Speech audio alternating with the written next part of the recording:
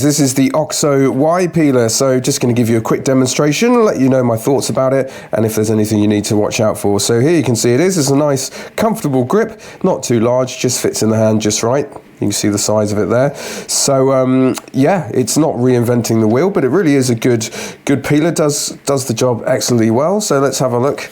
I shall show you with this potato here. Okay, so that's doing a fine job of peeling that without any effort.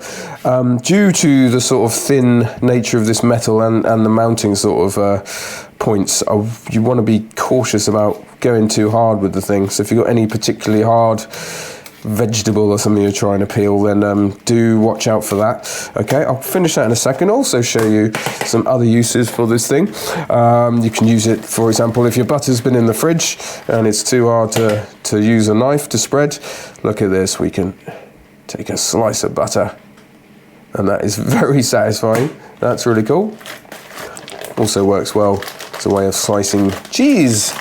So you need to be kind of firm with this to get a good slice. But there we go.